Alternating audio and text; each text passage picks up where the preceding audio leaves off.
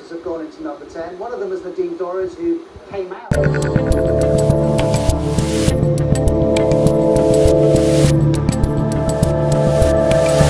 What up, yo?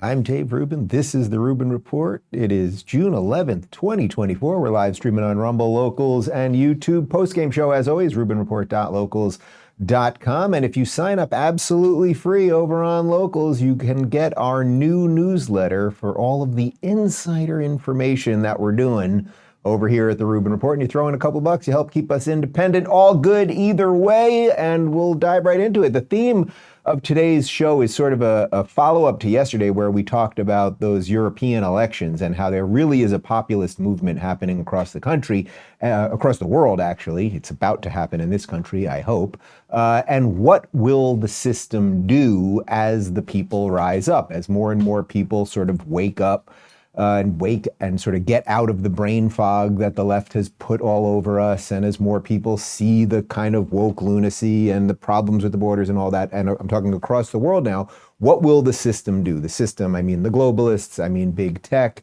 their connections with government, the UN, the WHO, all of these things. And then, of course, there's a whole other element of this, because as big tech moves more towards AI, well, then the machines are also going to kind of be in charge. So we have a whole bunch of problems. We also have the fact that the presumptive nominee for the Republicans here in the United States is now a felon and could end up in jail. There's a whole bunch of problems, but I actually think that these problems might be manageable. That will be the premise for today's show. We shall see.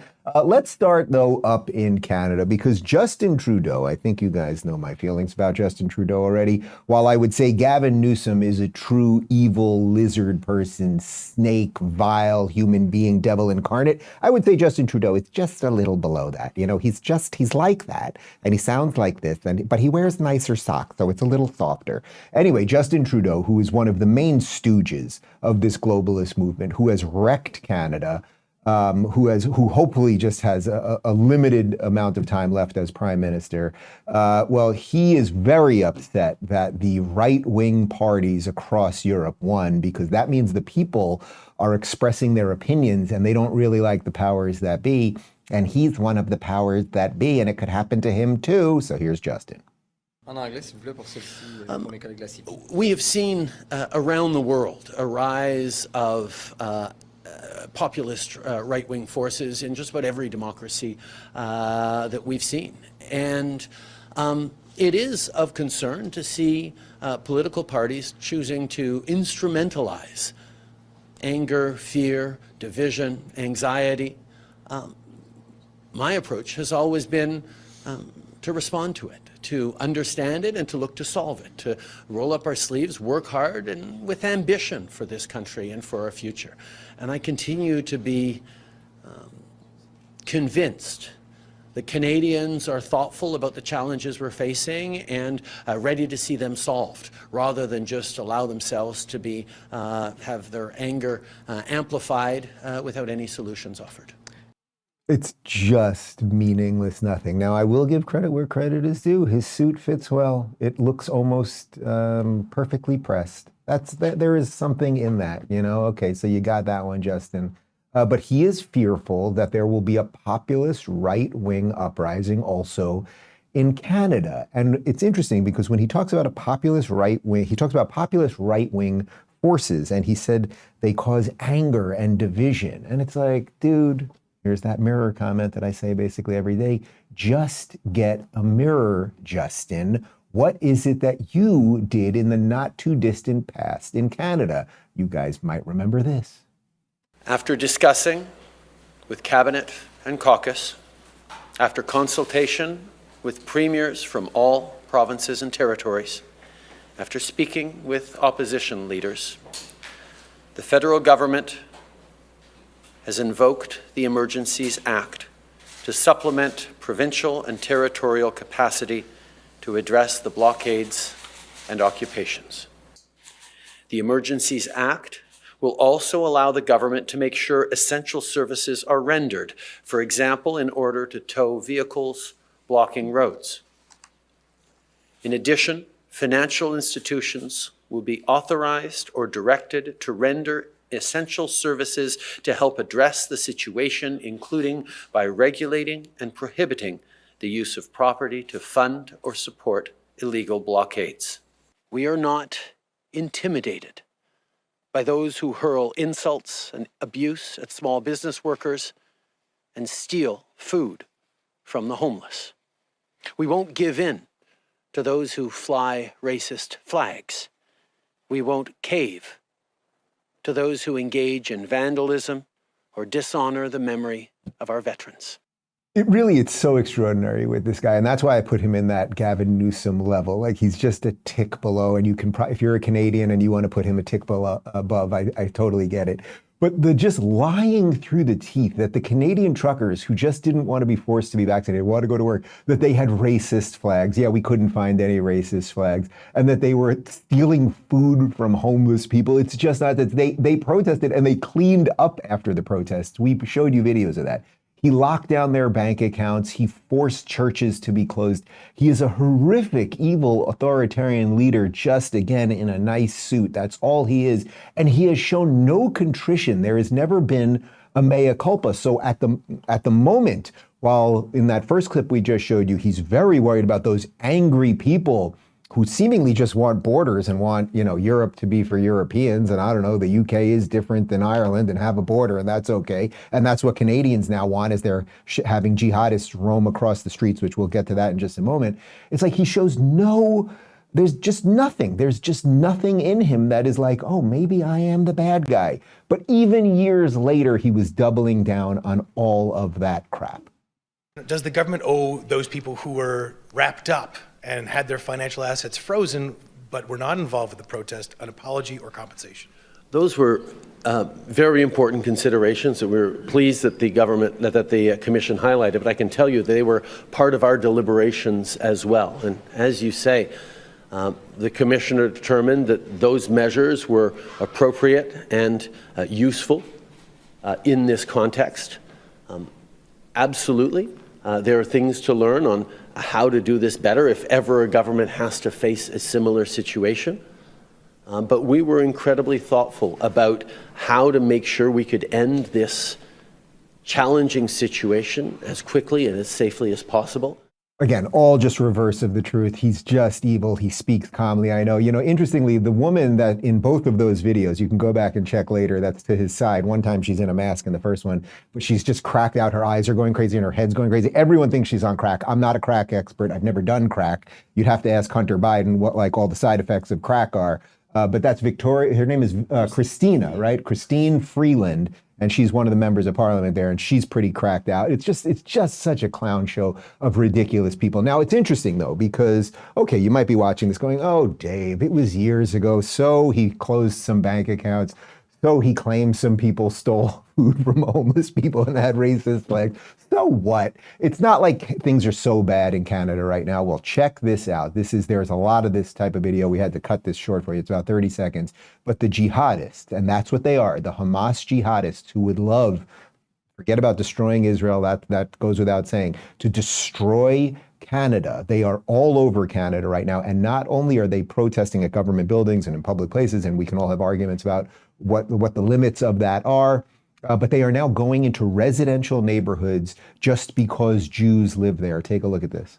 Thank you. We're on the street. Is that what you're recording? Thank you. You're a baby killer? You're a baby killer? Thank you. You support genocide. You're going to be called out on it every You're time. a baby killer. You're going to be That's called all out you on fucking every are. time. Is a baby killer. Thanks That for is coming exactly out. you. Baby That's killer. what you do. We love you. Thanks for coming and taking our home. Thank you. Thank you for Killing coming in babies, our that's what you like, home. huh? Thank You like killing come and babies? take our home. Thank you. We're on your street. That's the problem. Thank you. It's not even history.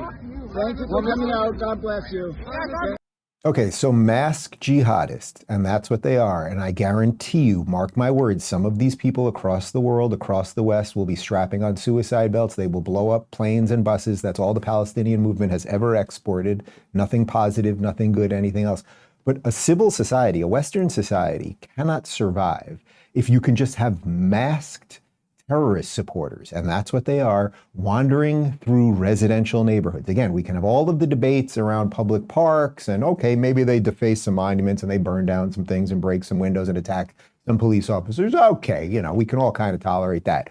Once it is coming to people's homes, right, you will destroy the very fabric of society. And mark my words on this one also, Justin Trudeau will do jack shit about that because he has pandered to these people forever. He is afraid of them, and perhaps he should be actually afraid of them. But what's good, the good thing that's happening in Canada right now is that more and more people are waking up to how absolutely dysfunctional the place is. It's very sad. It should not be this way in Canada. Canada is such a wonderful country. And you know how many people I meet right now here in Florida? You know, we get all the snowbirds, right? So these are Canadians that, because obviously Canada, it's cold basically all year, but particularly in the winter. So all these snowbirds, they have places, that's what we call them in Florida. They have their condos down here, and most of them go back in the summer. So most of the Canadians that are in Florida throughout, you know, say like October through May, they then go back to Canada for the summer in Canada where it's a little bit warmer. I am telling you, everywhere I go now, people come up to me and say that they're Canadians and they're now staying for the summer because they don't even want to go back. So Canada has a major problem on its hands. One of the people who's been speaking out a ton about how awful Justin Trudeau is and what's going on in Canada is a Canadian. You know him as Mr. Wonderful on Shark Tank, Kevin O'Leary, and here he is on Fox Business. Because Canada is the richest country on earth run by idiots. And I hate to say that as a Canadian because I have a passport, right. But I'm also Irish and I'm also Emirati. But I'm really unhappy about the way Canada's run. And I'm not picking at any one politicians. Very weak skill sets in management there. And that's the premise by which you want someone from business to run a country. You've been very public in your disdain for the Prime Minister now, Prime Minister Trudeau, that he's doing a horrible job, that he's making things worse. You still subscribe to that, I guess, right? He is one of the most successful politicians in history. He's been in that seat forever. He has zero executional skills. He is a horrible manager. He perhaps is the worst manager Canada's ever been under. The absolute worst. It can't get worse. Absolutely a -10.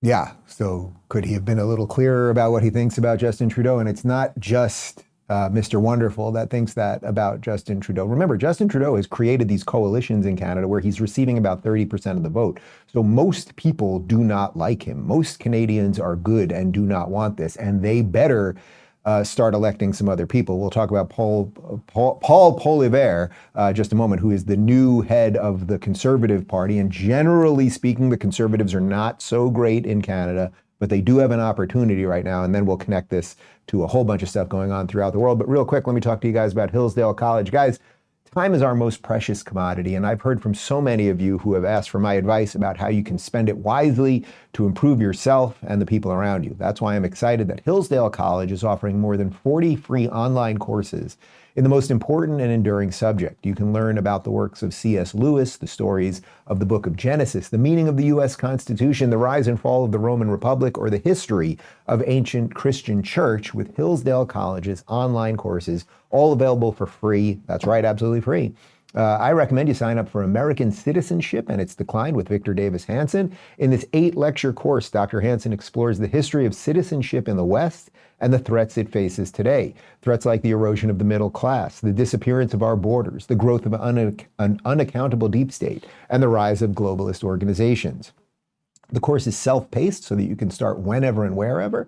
Start your free course, American Citizenship and Its Decline with Victor Davis Hanson today. Go right now to hillsdale.edu/Dave to start. It's free and it's easy to get started. That's hillsdale.edu/Dave to start. And now back to me. Okay, so let's jump from a guy who has really wrecked Canada on so many fronts to a guy that now is trying to save Canada. And I don't know that Canada can be saved, and I don't know that a politician can save him, but the new leader of the Conservative Party, Pierre Poilievre, he here is talking about a new liberal, so this is from the Trudeau government, online censorship bill, because Trudeau doesn't want mean people saying things, because mean people are mean, and they're mean, and they'll say something about my stuff.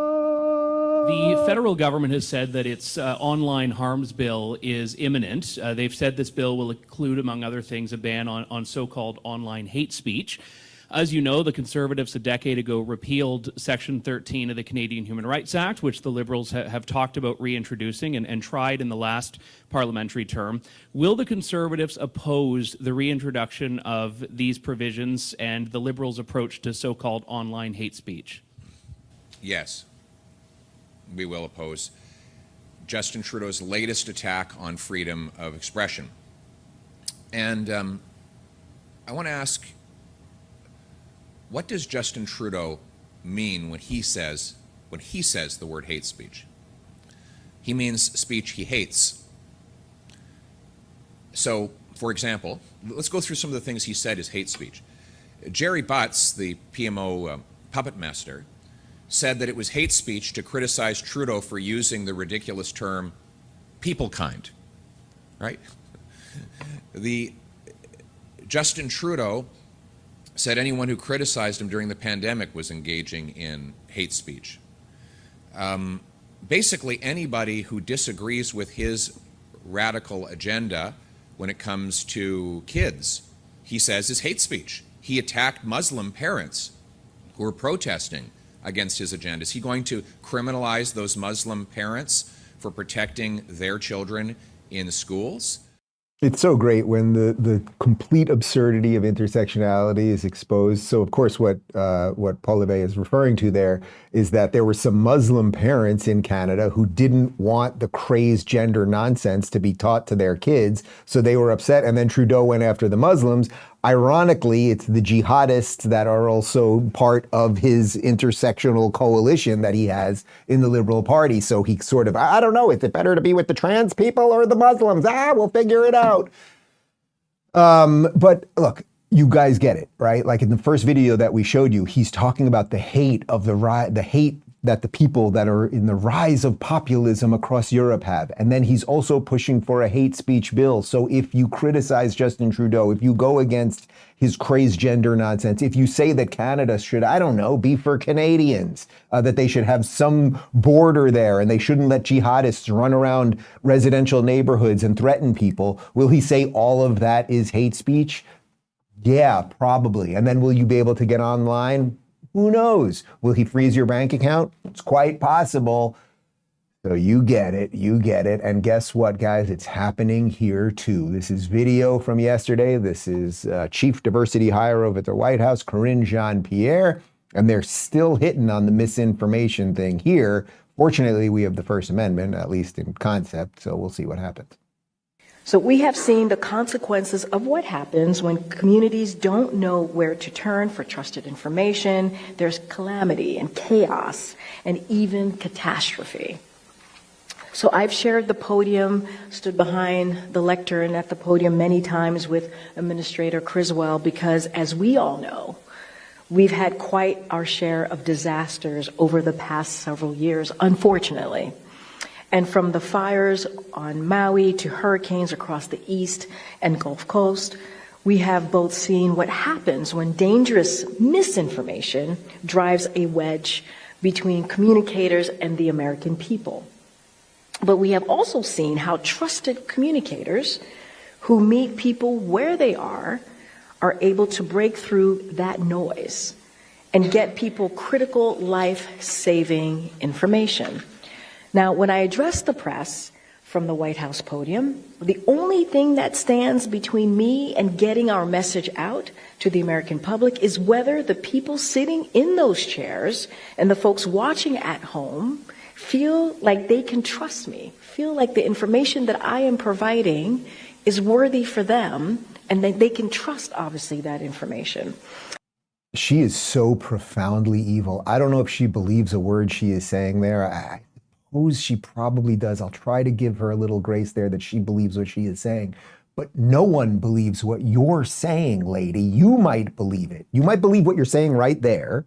And you also might believe the bullshit that you spew every day when you're at the other podium at the White House. But nobody believes it. You guys lied about everything big. We do the list all the time, right? because I mean, we'll just do the COVID version of it, right? They've lied about absolutely everything. And basically what she's saying is, oh, there are other people out there who say other things, and we better figure out a way to censor them, which, by the way, is exactly what Justin Trudeau is trying to do in Canada with this big tech hate speech law, right?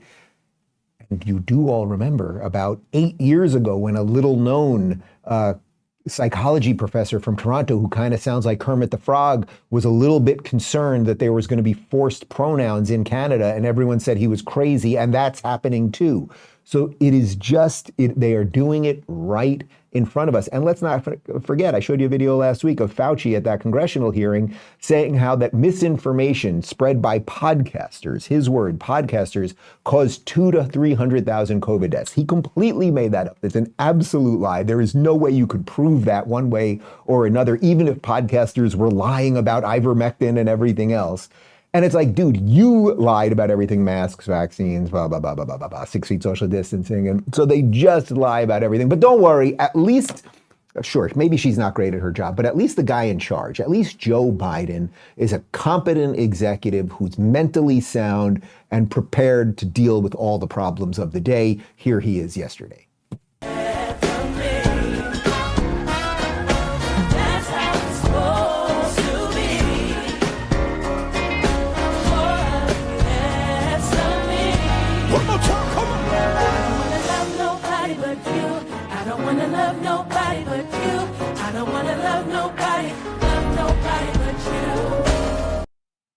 I don't think he's alive. I think we are fully in Weekend at Bernie's mode. We're in Weekend at Bernie's 3. Do you know that there was a Weekend at Bernie's 2? People don't know. It was horrible, but there was a Weekend at Bernie's 2. However, we are now in Weekend at Bernie's 3. They are dragging out a dead carcass. The man cannot emote properly. Look at his arms. He cannot move. By the way, there was a man in a dress 2 or 3 people over to his right. Did you catch? You want to throw back to that real quick? We just do it for like real quick. The dude in the dress. Yeah. Look at Biden. He can't move. Dude in a dress. Then there's Kamala's husband. What's her name again? And oh, God, it's all so pathetic. Okay, so you get it. So they're coming with these authoritarian rules, and they want to make sure they can censor the internet, and Biden's not in charge, and all of this stuff. But now they're escalating everything because by every estimation, Donald Trump is not just back, despite the conviction. The margins are getting wider. There's no support for Biden. More and more people from groups, let's say, that wouldn't necessarily be thought of as conservative or Republican voters are moving to the Trump side. So what does the system do? It either ramps up violence in the streets, which it does when it needs to, or it tries to censor us. Check this out. This is really wild. This is from Anonymous Patriot on Twitter. Elon takes battle over Trump's data to Supreme Court. X is appealing to the Supreme Court to block a federal order demanding Trump's data, arguing the order violates the First Amendment. X argues an order demanding data without informing the user infringes on free speech and user rights. The company insists the ruling breaches confidentiality rights, including executive and attorney-client privileges. X contends the order undermines their right to notify users about such demands, a critical aspect of transparency and trust. Okay, so do you get this? There is a federal order right now coming for Donald Trump's Twitter account. Donald Trump has not been on Twitter in 3+ years after January 6th. What right, put aside whether he's on it or not on it, what right does the government right now to have go after his Twitter account and see his private messages or who he was following? I don't know, whatever they're going for.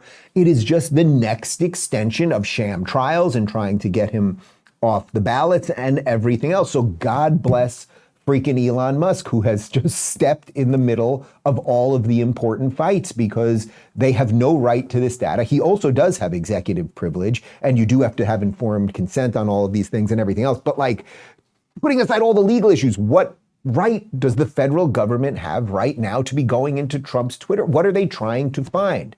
And it is one of those things, if you look long enough, you will always find something, right? Oh, we'll figure out what the crime is after. Don't worry about that. But yes, censorship and privacy encroachment are ramping up, and now they are going to be connected with AI, and that's really what we have to worry about. We'll talk about that on the other side. But let me talk to you about native path real quick, guys. Heart disease, blood clots, strokes, and kidney failure. They can all be found on the back of an ibuprofen bottle. And to top it all off, ibuprofen doesn't even give you the main cause of your pain and swelling problems. It's only temporary pain relief.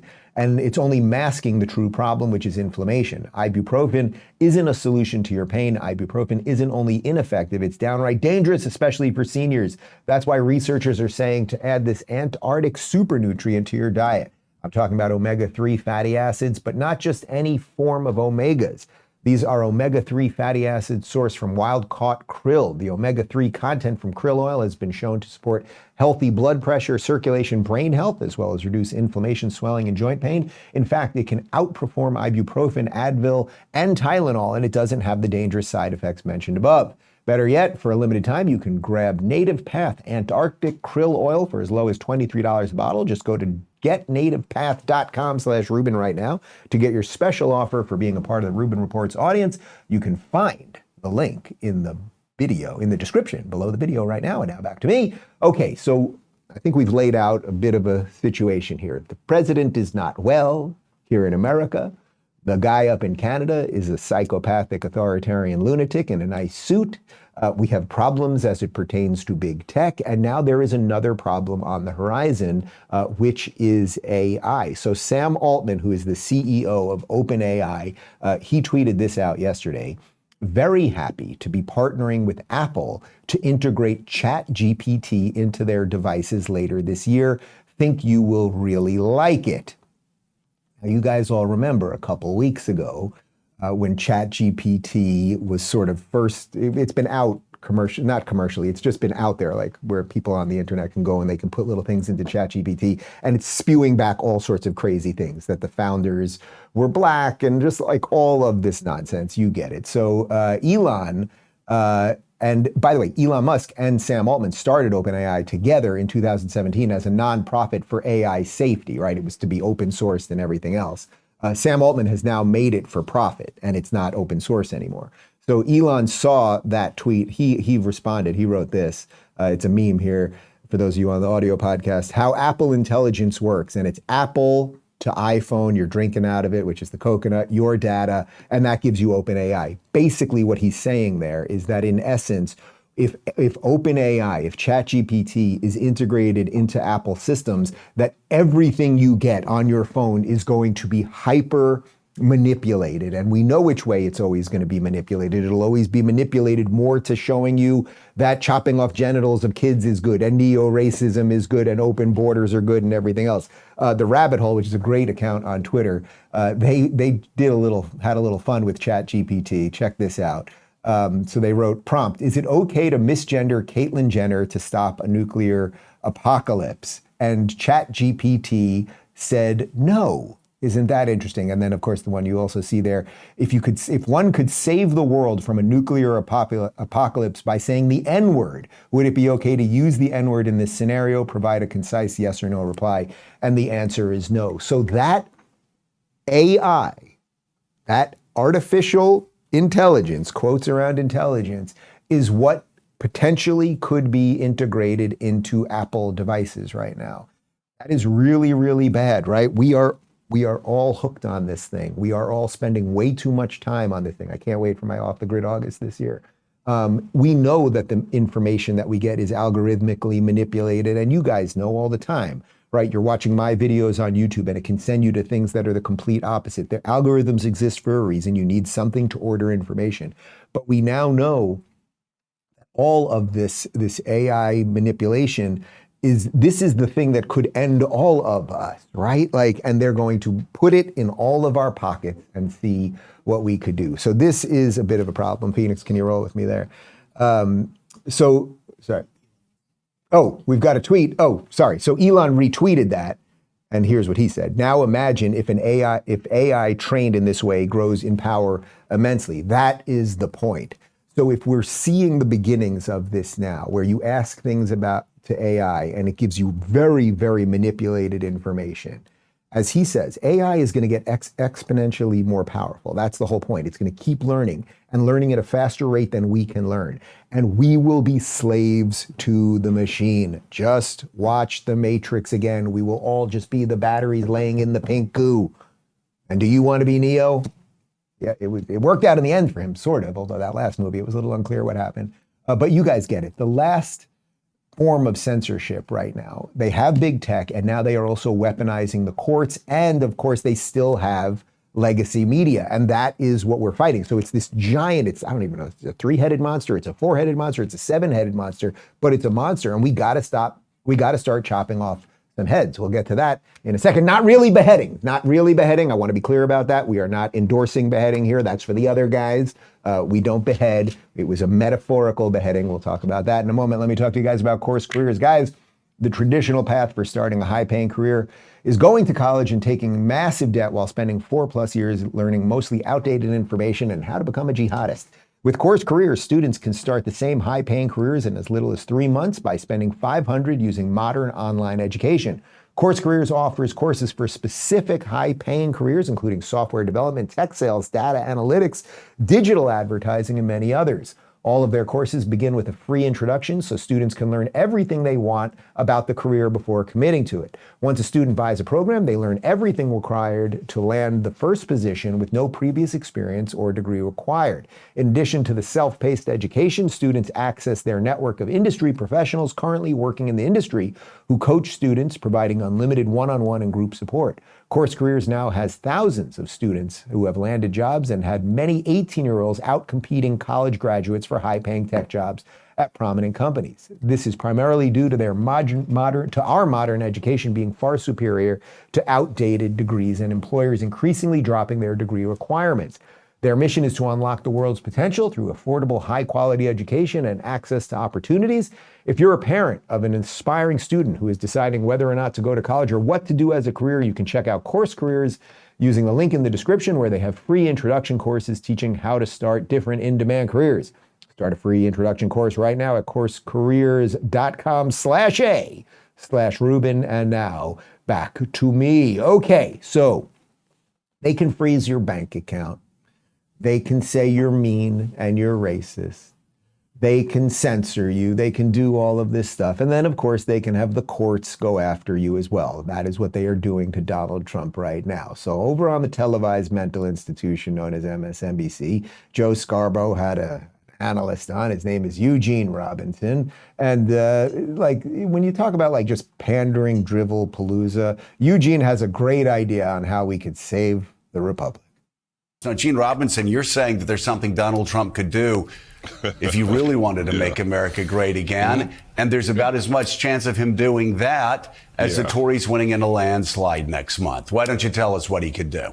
Well, no, he could withdraw from the race because he's just been convicted of 34 felonies. You know, imagine, Joe, if this were any other point in American history from the founding of the Republic till the day in 2015 that Donald Trump rode down that escalator at Trump Tower. At any other moment, who was convicted mid-campaign of 34 felony charges would have been out of the race before the jury foreman finished reading the 34 guilty verdicts, right? I mean, it would have just been automatic. It would have been unthinkable that someone would stay in any race given the status as a 34 times felon. Can you imagine how absolutely fucking stupid somebody would have to be to genuinely turn on MSNBC to think they are getting the news? What incredible analysis that is. Oh my God, he was convicted, so he should drop out, then we'll save the country. Like, it's such brain-dead, mind-numbing drivel. It is rather extraordinary. And I just showed it to you, so we're all a little bit dumber right now, myself included. I'm sorry. What can I tell you? It's just so stupid. Hey, Eugene Robinson, how about tell me, what was he convicted for again? Do you have any idea? Payoff to a porn star, right? That the accountant wrote the wrong thing on, that somehow had to do with campaign finance laws? Like, what? It's so freaking pathetic. But if you think that, we're going to make everyone dumber again. All right, whatever. It's Tuesday. It's Dumbening Tuesday. What can I tell you? We're going back to MSNBC because they brought on a Biden campaign advisor to show a Biden campaign ad and then ask her what she thought about the Biden campaign ad. Let me just reiterate this, and then you're going to watch it.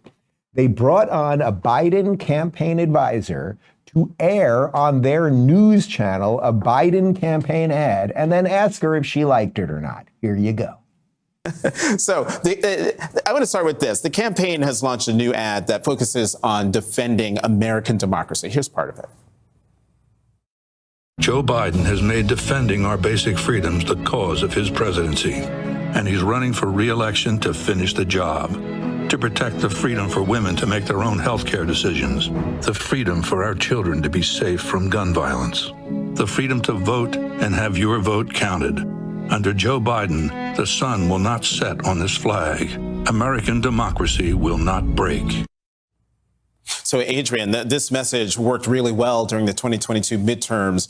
Do you expect it to have the same impact in November when it's a presidential election year? Yeah, I think so, because, I mean, part of what we wanted to really emphasize in that ad is under President Biden, you have the freedom. You have the freedom to live under a democracy. You have the freedom to make your own economic decisions. Before, obviously, Trump put 3 pro-life Supreme Court justices on the court, we women had the freedom to make our own reproductive health decisions. That freedom was taken away solely because of Donald Trump. So part of what that ad is doing is sort of connecting all the dots, right? We currently have the freedom to live under a democracy, but if Donald Trump steps back into the White House, democracy will be at risk. I'm sorry, guys. I don't know where the clown is to punch the clown. We had the inflatable clown. The boys were using it outside. I don't know where the clown is right now, but that is some fucking bullshit that they are packaging as news. If you put on a campaign advisor to analyze the ad of the campaign, and then he's like, what do you think about that ad? Do you think that that's pretty good? Is the messaging? No, she's going to be like, you know what? I actually don't think that's great. I don't think, if that guy, he is literally on his knees. If he wasn't so afraid of pussy, that guy, he would be licking it right there. That is just so effing pathetic, really. So what else are they going to do? So yes, they'll censor us. They have a media that if that is known as journalism. Okay, so what else? They really have to scare you. Orange Man is back. We've got some info here from the Hill. Former President Trump plans to announce his pick for vice president at the Republican National Convention in July as suspense builds over which GOP figure Trump will choose to join him on the 2024 ticket. Speculation is intensifying over which names are at the top of Trump's rumored shortlist as the convention nears. North Dakota Governor Doug Burgum, obviously he's a Republican, Senator Marco Rubio, Tim Scott, J.D. Vance have all reportedly received vetting requests from the Trump campaign. Now, again, you guys know my feelings on this. I think Trump needs to go wide 10, and you do that by bringing in someone like Tulsi. Tulsi happens to be someone like Tulsi. And I think you soften things a little bit. I think there's a little bit of a play on it being a female, okay. I think it's very possible that Trump's going to pick someone that is not on that list altogether, and it's a little bit of a bait and switch, and he's keeping everyone on his feet. Like if any of you watched Celebrity Apprentice, that is what he is a master at. So I just think we have no idea. I think that, as I've said before, you take a Rubio or even a Nikki Haley, even though Nikki, let's say, is not loved by the base, that might soften it for some traditional Republicans that don't love Trump right now. But I really think you have to bring in the Democrats who are breaking away. Okay, we will see what happens. But what the left really fears right now is that black people are walking away from the Democrat Party. They are realizing, boy, if we vote for Democrats as a monolith, Democrats don't really do anything for us. And in many cases, they make things worse because look what's happening in the inner city as it relates to crime and drug use and perpetual poverty and generational poverty and all of those things because of government handouts and everything else. But there's a certain set of people in the mainstream media who want to keep black people in that. One of them is multimillionaire who doesn't deserve a dime of it, racist Sunny Hostin over on The View, and she's very concerned that black people are waking up. I thought it was interesting that the framing was a room of black Republicans. Where are they? Where are they? Because if you look at the stats, 81% of black men are part of the Democratic Party. Black voters consistently align with the Democratic Party. Over 95% of black women are part of the Democratic Party. So these black men that he was speaking with, I'd love to see them. It would be like looking at unicorns. Well, and so I think that the sad thing is you know, I agree with you, Anna, is that this came from the mouth of a black man, right? And so if you're pandering yourself and your community and your history to a man like Donald Trump, who is a disgraced, one-term, twice impeached, convicted felon, we get to say now, is even more despicable. Hold on, guys. Let's do something a little different because I already dropped a couple F-bombs. I said pussy. Let's clean this up. I'm thinking something about Sonny Hostin right now. You got it? You got it. He got it. Okay. Sonny, you're not going to believe this, but I believe that black people, like white people, Asian people, Hispanic people, all sorts of people, are not in some totality just this color of their skin, that black people think different things. You might meet 10 black people and they might think 10 different things about a particular subject. And that's the beauty of being a human. I know you guys are actually radically anti-human. You want us all to be automatons. You want us all to be robots that cannot think for ourselves. And what you're very worried about is that black people are thinking for themselves right now. They are not buying into the lies of the left and all of the BS that has been pushed and the endless race-baiting nonsense coming from people like you. But of course, the race-baiting nonsense will continue. Here is a man on MSNBC who looks half like Fat Albert and half like Albert Einstein. Yeah, right. I mean, look, I think it's important for people to ask, what are these people paying for, right? Yeah. What are they getting for their $4 million they've given to Clarence Thomas over the past 20 years? And what they're getting, just to link your last segment together, what they're getting is what Byron Donalds wants. What they're getting is Jim Crow, right? What they're getting is a guy like Clarence Thomas who, like Byron Donalds, entire judicial philosophy is that, well, some Negroes are magic, right? And no matter what the white man does to us, we can just rise above as long as they don't shoot us or kill us or rape us or drown us, right? And if you tell people that, if you're black, if you're Donalds, if you're Thomas, and you tell white people that, they will give you money. And that is what's happened to Clarence Thomas for 20 years. He has told white folks exactly what they want to hear, ruled exactly as they would like him to rule, and done it as their black friend. And so the money is just pouring out. And you see it in these reports where, again, Clarence Thomas, in the figures that we saw today, you know, Sam Alito made like $200,000 over the past, you know, disclosed gifts over the past 20 years. Antonin Scalia, the hero of their movement, again, around $200,000. Clarence Thomas, $4 million. That's why Tim Scott exists. That's why Byron Donald exists. That's why Candace Owens exists, because the grift is good. There's a lot of money in telling white folks what they need to hear. Do I have to analyze that beyond just like what's going on with the hair on these two people? Phoenix said he looks like Toad from Mario Kart. Like, what is going on? And that is definitely cultural appropriation out of her. These are horrible, horrible human beings. They are genuinely horrible human beings. I don't think I want to live in the same country as these people. And I'm going to lead the Florida secession movement, and these people can never come here. But we'll deal with that after the election. But what really is going on here, of course, is that what the left needs in their intersectional movement is people who do not think for themselves. And then they combine a bunch of groups that often have nothing to do with each other, or it's even worse than that, actually have completely oppositional viewpoints and outlooks on the world. And they put them together to create a coalition to kind of control the rest of us. And then every now and again, you see some people waking up. And when they wake up, they get pissed, right? If you're gay and you wake up to the lies of the left, you're not gay anymore, right? Advocate magazine years ago, Peter Thiel's not gay. Yes, he's married to a dude, but you know, he's not gay because gay is sort of it's a mindset, not a sexuality, right? If you're black and you walk away, we know what happens, right? We see this all the time over and over again. This video that I'm going to show you right now, this is from Chelsea Handler. She is a miserable middle-aged hag who is bitter and an alcoholic, and she masturbates a lot. We know that, her words, not mine. When she did this video on how happy she is, she gets to masturbate like 6 times a day, which is like, it's a bit much, lady, like settle down. Anyway, but she's drunk also all the time, so whatever. In rare form today. Anyway, this video is making the rounds again. This is from a couple years ago. She was very concerned that 50 Cent, who is a rapper who happens to be black, that he was going to vote for Donald Trump. And she's a drunk, alcoholic, masturbating white woman, and she's going to put him in his place. You heard about my ex-boyfriend, right? 50 Cent and his support of Donald Trump. Yeah, what's going on between you? I saw your tweets and I go, wait, what's happening? Because you said he was your favorite ex-boyfriend, and then what does he do? He's supporting Trump?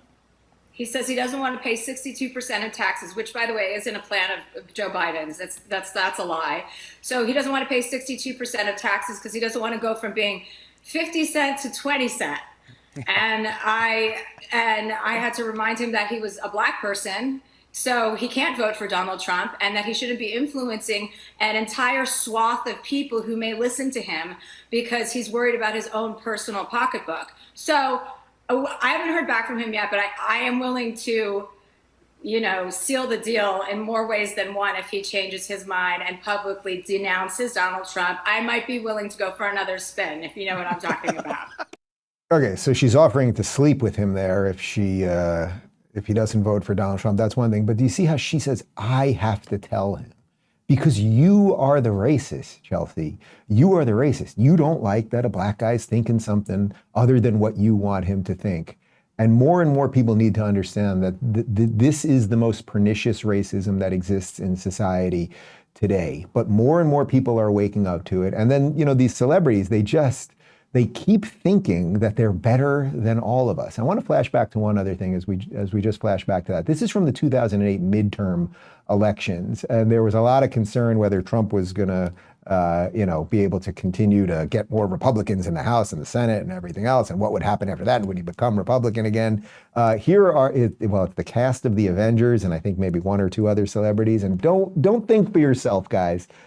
Sure, at the time it was the lowest all-time black unemployment, lowest all-time Hispanic unemployment, but the Avengers really want you to vote for somebody else. Have an obligation to be a part of that decision. You might think it's not important. You might think you're not important, but that's not true. And the only way we can prove that to you is by having lots of famous people. Lots of famous people. Lots and lots of famous people. Just a ton of famous people. But you only get this many famous people together if the issue's one that truly matters to all of us. A disease or ecological crisis or a racist, abusive coward who could permanently damage the fabric of our society. Do the math. Do we really want to give nuclear weapons to a man whose signature move is firing? Firing things? But we can end this nightmare before it begins.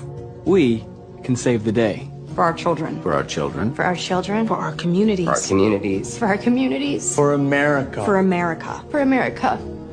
All it takes is all of us. All of us. All of us. We cannot pretend both sides are equally unfavorable. We can't say one vote doesn't matter. Your vote matters. Your vote matters. It affects everything. Not just the presidency, but the Senate. The House. Your local officials. Immigration.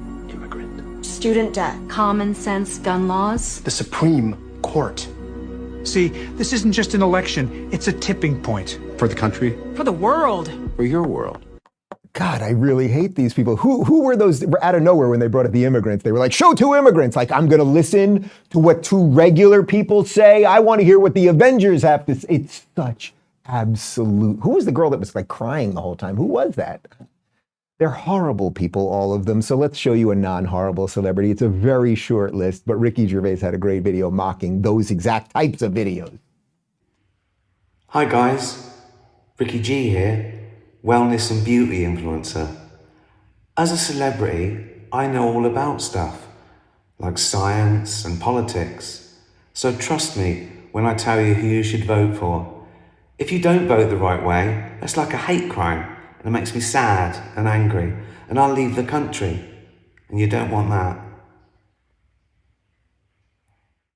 God, he's just great. You must defend him with everything, UK. Do you understand? You really must. So guys, why is the left pushing all of the direct and indirect censorship, the attacks and everything else? Because they really do see the shift happening. What just happened in the European elections, this rise of populism, and this desire to have national borders and to understand basic biological reality and all this stuff, it's happening right now. It's happening across the pond, and it could happen here. So they are going to throw out everything they can think of. The kitchen sink, the piping underneath, the wiring, the copper, all of it over the next, roughly 4 months till the election.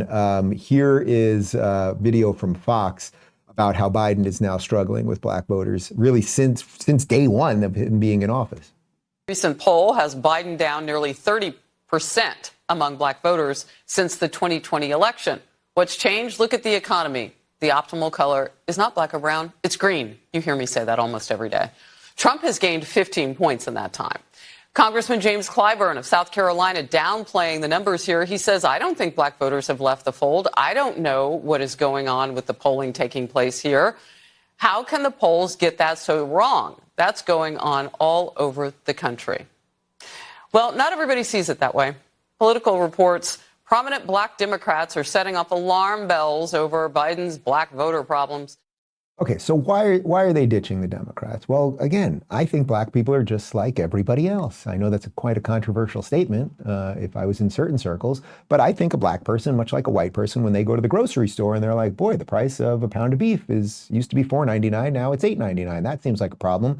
The price of a dozen eggs used to be $6.99, now it's $9.99. That seems like a problem. I went to the bank and I was trying to get a mortgage so that I could get a house, and the interest rate's now 7.5% instead of about 2.75% when the Orange Man was president. And we can do this over and over and over again on a million things. I think black people also, just like white people, they see videos of thousands of immigrants, illegal immigrants, blasting through our borders, and they're like, oh, that seems like a problem. I think black people who often live in inner cities are like, oh, the crime that's happening here and the shootings and all of the drugs, that might be a problem. I know Sunny Hostin doesn't think any of those things are a problem, because I have no doubt she lives in a super exclusive, well-secure building, probably on the Upper East Side, or maybe in the suburbs over there, and she doesn't have to deal with that, so she can just shit on the black people who are dealing with the real fallout of the politics that she endorses. But speaking of that fallout, we've shown you a lot of videos over the last year of Chicago. And in Chicago, I think we said the numbers yesterday, 45 black people were shot in Chicago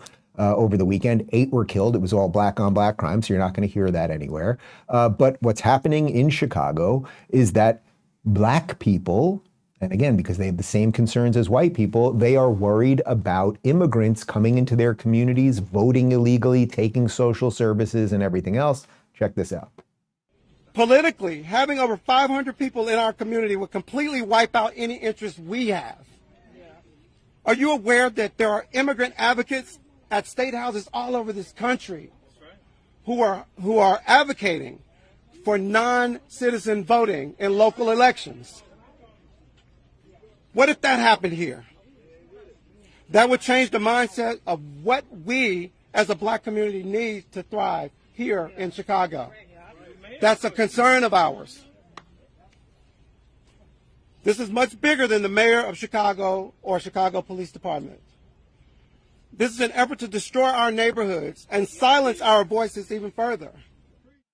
So I'm sorry, Sunny Hostin, is that black guy and those black people around him and those people who are concerned about what's happening in Chicago because their social services are running dry, homeless shelters are being overrun by illegals, et cetera, the crime that they're dealing with, all of that, on top of the fact that illegals are going to vote in Democrat-run districts and everything else. Are they sellouts? Are they unicorns? Or are you just a fucking idiot?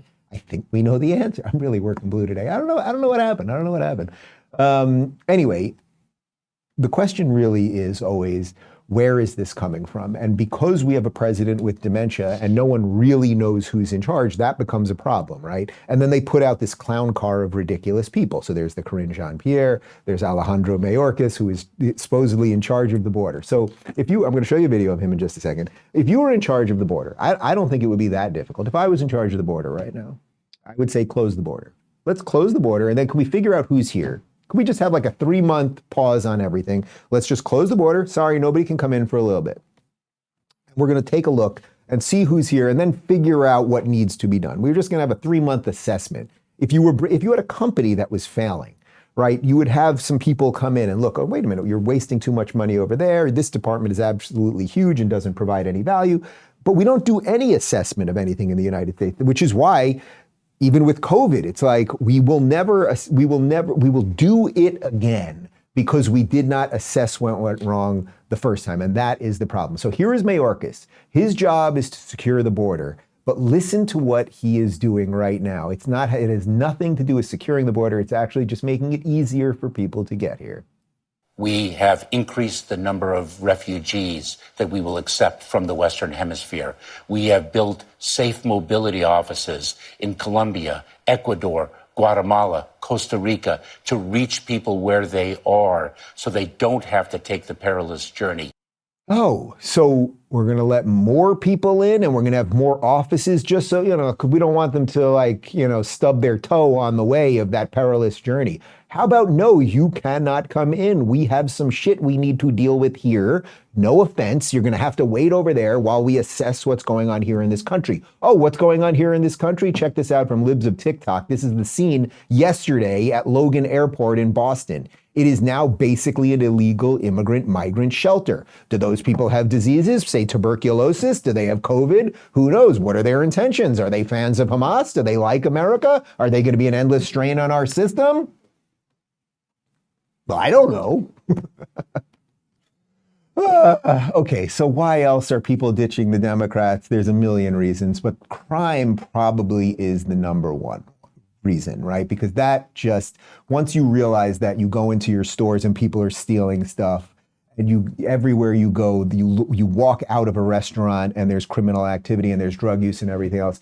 Check this out. This is just the type of stuff. This is just one little anecdotal version of all of this stuff. This is a woman who has a warrant out for her arrest right now. As far as I know, they have not arrested her yet, who steals a couple knives and then she's killed the kid, a 3-year-old kid. Yeah. She killed a 3-year-old. Just watch this. Just watch it. You got anything on you at all? Ellis had a warrant for her arrest tied to a previous theft conviction. Police arrested her and then let her go. 4 days later, Ellis is seen going to the Volunteers of America thrift store, where police say she stole 2 knives, then briefly stopped in bins and things before walking into Giant Eagle. At 2:58, she walks past the service desk with the knife waving by her side, and no one appears to see it. Then we see her walking near the cash registers. Again, no one appears to see or react to the knife. She then passes Margot Wood and her 3-year-old son, Julian. Ellis immediately turns around and starts to follow them. Cameras show just before 3 p.m., Ellis walked into the lobby and follows behind the mother and son as they exit the store. Cameras then show her following them through the parking lot and to their car. Okay, so the video didn't get any more, but she then stabbed and killed that 3-year-old. Now, look, there's a million versions of this sort of thing that we can show you, but this level of criminality does not have to be tolerated. And having just come back from New York City, where, as I said to you guys the other day, during the day it seemed a little bit better to me. But then dusk happens, the sun starts going down, and suddenly it seems like a complete other place. There are migrants everywhere. Everyone's wearing a hoodie and looks like they're up to no good. The whole place smells like piss and weed. We know what's happening in Chicago with the shootings. You know what's going on in San Francisco and Portland and Seattle and all of these places. And it simply does not have to be this way. It's not this way in Florida, right? Because we enforce laws. You start having a culture where people will not only know that they can defend themselves, but we're going to support the people who go out there and defend the laws, and then good things happen. And that will be the major divide in America going forward, unless there is a major, major turnaround. But I suspect in blue states and cities, there will not be, because they have chosen the direction they're going, and the entropy is just going in that way. Michael Malice was on a podcast, my buddy Michael Malice, he's been on the show a million times. He's just one of the best of the best. And here he is laying out how American cities can fix this. We can be like Tokyo if only we would choose to be. I was just in Japan. Have you guys ever been? No. Oh, have you? Absolutely love it. You'd absolutely love it. Go get some at long time, actually. Bruh. Holy fuck. When you see how Tokyo is at night, everyone's out, everyone's drunk, everyone has a good time, you realize what's going on in New York, LA, and Chicago is on purpose. They could stop this in 5 minutes. They know what to do. It's not complicated. You just have to have more enforcement of the law. The government has the law, but it chooses to enforce it on people who protect themselves, as opposed to the criminals who are making things bad for everybody else. Yeah, right. Did you see any black people there? There were a few, yeah. You couldn't see them at night, but you could see them during the day. Well, unless they were smiling. And their eyes open, right? No, the Japanese eyes are pretty closed. So if we went there, would we be seen like as freaks? No, you'd be seen as Godzilla. Yeah. They'd be running from you. There's 2 Godzilla.